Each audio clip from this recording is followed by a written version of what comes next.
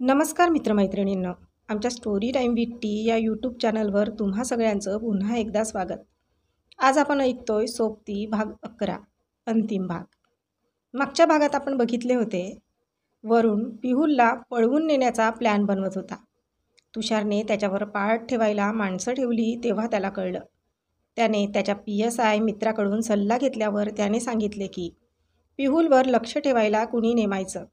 वरुणला पुराव्यानिशी अटक करता येईल. तुषारला त्याचं बोलणं पटलं. तसा दुसरा काही पर्याय नव्हताच. आता बघूया पुढे. रियाची आता झोपच उडाली होती. आपल्या काळजाच्या तुकड्याला वरुण आपल्यापासून दूर करण्याचा प्रयत्न करत आहे.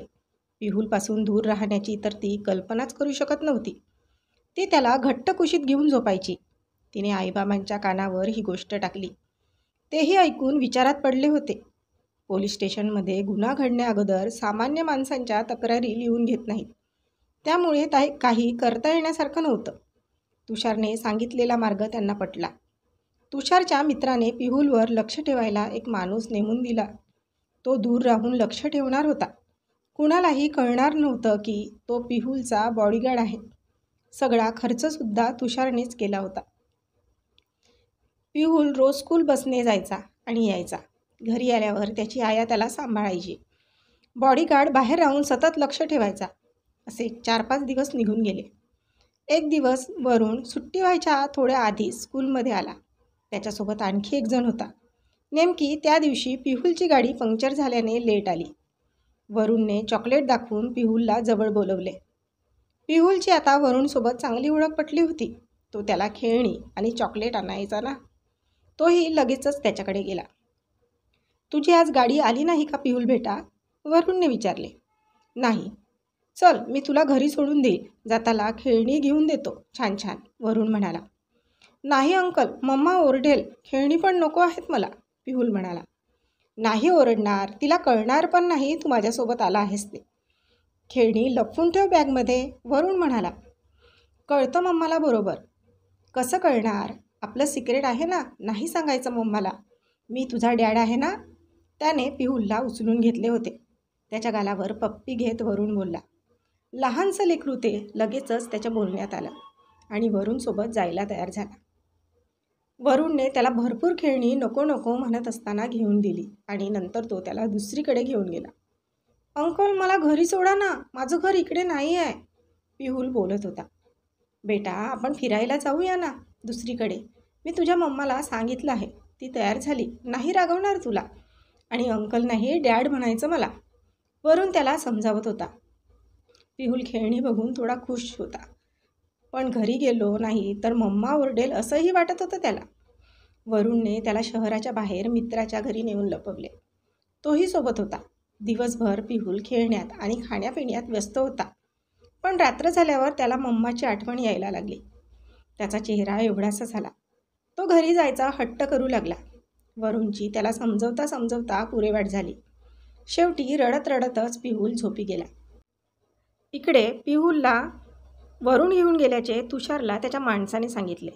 वरुण त्याला कुठे घेऊन गेला तेही त्याने बरोबर सांगितले. तो सतत त्यांचा पाठलाग करत होता. रियाला कळल्यावर मात्र ती कावरीबावरी झाली. तिला काय करावे काहीच सुचत नव्हते. तिच्या दादा आणि बाबांसोबत ती पोलीस स्टेशनला गेली. पण पोलिसांनी फक्त तक्रार लिहून घेतली, पण ते त्याला शोधायला अजूनही सुरुवात करत नव्हते. रिया रडून रडून बेजार झाली होती. आपल्या काळजाचा तुकडा कुठे असेल याची चिंता असणारच ना. पण तो आपल्या जन्मदात्या पित्याजवळ होता. तो त्याला काही इजा नव्हता करणार, हेच तिला दादा समजावून सांगत होता. ती कशीबशी स्वतःला सावरत होती. दुसऱ्या दिवशी सकाळी तुषार रियासोबत पोलीस स्टेशनला आला. त्याच्या मित्राने तिथल्या इन्स्पेक्टरला फोन करून मदत करायला सांगितले होते. आता त्यांनी रियाच्या मुलाला शोधण्यासाठी मदत केली. 3-4 पोलीस, रिया, तिचा दादा आणि तुषार पोलीस व्हॅनमध्ये बसले. तुषारने सांगितलेल्या पत्त्याच्या दिशेने गाडी पळत होती. 2 तासांचं अंतर कापून ते पिहुलला ठेवलं त्या ठिकाणी पोहोचले. पोलिसांना बघून वरुणची बोबडीच वळली. तरीही त्याने मुलाला किडनॅप केले हे तो मान्य करायला तयार नव्हता. पिहुल माझा मुलगा आहे हे तो ठामपणे म्हणत होता. पिहुल सकाळी उठल्यापासून मम्मा मम्मा करत रडत होता. रिया दिसताच तो धावत येऊन तिच्या कुशीत शिरला. रियाच्या दादाने वरुणच्या कानशिलात लगावली. तेव्हाही तू एवढ्याच ठामपणे म्हणाला होतास रियाच्या पोटात माझं बाळ नाही म्हणून, आणि आता तुझ्या लक्षात आले म्हणे पिऊल माझा मुलगा आहे. रियाचा दादा फार रागात वरुणसोबत बोलत होता, पण वरुण कुणालाच जुमानत नव्हता. पोलिसांनी त्याला खेचतच जीपमध्ये टाकले, सोबत त्याच्या मित्रालाही. तुषार, रिया आणि दादा पिहुलला घेऊन घरी आले. पिहुल चांगलाच घाबरला होता. तो रियाला सोडतच नव्हता. रियाही त्याला कुशीत घेऊन बसली होती. तिची आई पण तिच्याजवळ बसून होती. आज तुषारमुळे पिहुल रियाच्या जवळ होता. तिचे दादा आणि बाबा वारंवार त्याचे आभार मानत होते. रियाची बहिणी सर्वांसाठी चहा घेऊन आली. पिहुलसाठी दूध आणले. बाळा, काही खातलेस का? रियाची आई पिहुलला बोलली. त्याने मान हलवून नकार दिला. त्यांनी आपल्या हातांनी पिहुलला दूध पाजले. वरुणचं संकट आता टळलं होतं. तुषार आपल्या घरी जायला निघाला. रियाचा दादा त्याला सोडायला बाहेर आला. तुषारने त्याला त्याचे आई बाबा रिया आणि तुषारच्या लग्नासाठी तयार आहेत, पिहुलला पण स्वीकारायला तयार झालेत म्हणून सांगितले. दादाला हे ऐकून आनंदच झाला, पण रिया आता नकार देते हेही सांगितले. रियाच्या दादांनी तिला समजावतो हे सांगून तुषारला निरोप दिला. तुषार रियासाठी योग्य आहे, आता रियाच्या घरच्यांना खात्री पटली होती. रिया काही दिवस आईबाबांकडेच राहणार होती. 2 दिवस रियाने ऑफिसला सुट्टी घेतली आणि पिहुलही घरीच होता. 2 दिवसानंतर परत तिचे ऑफिस आणि पिहुलची शाळा सुरू झाली. तिच्या आईबाबांनी काही दिवस इथेच राहा म्हणून बजावलं होतं. तिचे बाबा पिहुलला स्वतः शाळेत सोडायला जात होते. 4-5 दिवस निघून गेले. आता वातावरण जरा हलकं झालं होतं. पिहुल झोपला होता. रात्री जेवणं आटोपल्यावर रियाच्या दादाने तुषारचा विषय काढला. दादा, नको ना तो विषय, मी सुखी आहे माझ्या पिल्लूसोबत, रिया बोलली. सुखी आहेस, आम्ही कुठे नाही म्हणतो, पण सुरक्षित आहेस का? झालं ना, टळलं ना वरुणचं संकट, रिया म्हणाली. आणि परत त्याने असा प्रयत्न केला तर काय करणार आहेस? दादा म्हणाला. रिया बेटा, पिहुलला गरज आहे वडिलांची. तुषार त्याला वडिलांचं प्रेम नक्की देईल. स्वतःसाठी नाही तर त्याच्यासाठी विचार कर ना एकदा, बाबा म्हणाले. आणि त्याचे आई वडील परत नाही म्हणाले माझ्या पिहुलला तर मग काय करणार मी, रिया बोलली. आपण एकदा परत बोलून बघू ना त्यांच्याशी. एवढं म्हणतोय तुषार तर एक संधी द्यायला काय हरकत आहे, बाबा म्हणाले. ठीक आहे, तुम्ही म्हणताय तर मी तयार आहे, पण तुम्हीच बोला. यावेळी मी मध्ये पडणार नाही, रिया म्हणाली. रियाचे आई बाबा आणि दादा तर फारच खुश झाले. रियाचे आयुष्य मार्गी लागणार होते. दुसऱ्या दिवशी तिच्या बाबांनी तुषारची भेट घेतली. रिया लग्नाला तयार झाल्याने तुषारला आनंद झाला. त्याने आईबाबांना आणि ताई भाऊजींना मुंबईला बोलावून घेतले. रविवारला परत रितसर सगळे रियाला बघायला गेले. अपर्णा ताईला रिया फार आवडली. तिची लगेच रियासोबत गट्टी जमली. पिहुल पण खूप लवकर मिक्स झाला सर्वांमध्ये. तुषारच्या बाबांनी मागे त्यांना अट घातली त्याबद्दल माफी मागत होते, पण आता ते पिहुलला स्वतःचा नातू समजतील असे वचन दिले. रिया आणि तुषारचे लग्न पक्के करण्यात आले. छोटासा सगाईचा कार्यक्रम घरच्या घरी पार पडला. तुषार खूप आनंदात होता, पण रिया पाहिजे तशी आनंदात दिसत नव्हती. तुषारला कळत होते, पण तिच्याशी बोलायला मिळत नव्हतं. कार्यक्रम संपल्यावर तुषार त्याच्या फॅमिलीसोबत घरी गेला. दुसऱ्या दिवशी ऑफिसला गेल्यावर रियासोबत बोलू असे त्याने ठरवले. तुषारने ऑफिसला निघताना रियाला घ्यायला येतो म्हणून फोन केला. थोडेसे आडेवेडे घेत ती तयार झाली. तिच्या आईच्या घरापासून थोड्या अंतरावरील बसस्टॉपवर तो तिची वाट बघत थांबला होता. ती त्याच्या गाडीवर बसली. थोड्या दूर गेल्यावर तुषारने गाडी थांबवली आणि रियाच्या समोर उभा राहिला. रिया, तू खुश नाही आहेस का, तुषारने विचारले. असं का वाटतंय तुला? तुझ्या चेहऱ्यावर तो आनंद दिसत नाही. तुला अजून काही शंका आहेत का माझ्याबद्दल? शंका नाही रे तुषार, पण पिहुलची काळजी वाटतेच ना. वडील देण्याच्या नादात त्याची आई हरवायला नको, रिया काळजीने म्हणाली. त्याला आई आणि वडील दोघांचंही प्रेम भरभरून मिळेल, तू काळजी नको करूस. आणि आजी आजोबांचंही. माझे आई बाबा वाईट नाहीत ग, फक्त थोड्या जुन्या विचारांचे आहेत.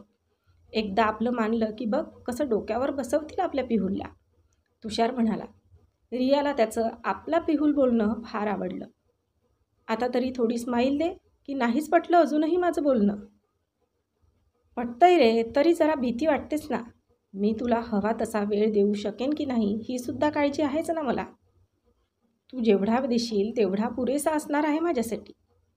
हे आता बोलणं सोपं आहे, पण पुढे जाऊन तुझी चिडचिड व्हायला लागली तर, रिया म्हणाली. रिया, फार विचार करू नकोस. मला कळतंय तुझ्या मनात काय चाललंय. एकदा दुधाने तोंड पोळलं की माणूस ताकही फुंकून पितो म्हणतात ना, तसं झालंय तुझं. तुषार तिला समजावत म्हणाला. रियाच्या चेहऱ्यावर आता स्माईल आली. बरं, या संडेला आपण तिघे फिरायला जात आहोत, तुषार म्हणाला. कुठे? पिहुलला कुठे जायला आवडेल तिथे जाऊया. रियानेही होकारार्थी मान हलवली. तुषार, रिया आणि पिहुल SL वर्ल्डमध्ये फिरायला गेले. पिहुलची ला मज्जा येत होती. तो खूप एन्जॉय करत होता. रिया आणि तुषार पण त्याच्यासोबत मस्ती करत होते. तिघांनी दिवसभर मजा केली. रियाच्या चेहऱ्यावरचे हसू बघून तुषारलाही आनंद होत होता. मस्ती करून दमल्यावर तिघेजण एका ठिकाणी निवांत बसले. पिहुल कसला दमतोय, तो तुषारसोबत अंकल अंकल करून गप्पा मारत होता आणि खेळतही होता. पिहुल, तू मला पप्पा म्हणशील? तुषारने विचारले. रिया तुषारकडे बघतच राहिली. हो, पण तू आमच्यासोबत नाही ना राहत. सगळ्यांचे पप्पा त्यांच्यासोबत असतात ना, पिहुल निरागसपणे म्हणाला. असं म्हणतोस? मग आपण तिघे सोबत राहूया. माझी घरी राहायला आवडेल का तुला? तुषार बोलला. पिहुलने रियाकडे बघितले. रियाने काहीच उत्तर दिले नाही. मम्मा सांग ना, आपण जायचं का अंकलकडे राहायला? पिहुल म्हणाला. मम्माला नको विचारू, तुला आवडेल का माझ्यासोबत राहायला आणि मला पप्पा बोलायला? तुषार म्हणाला. हो, मला तू फार आवडतोस. मी खरंच तुला पप्पा म्हणू.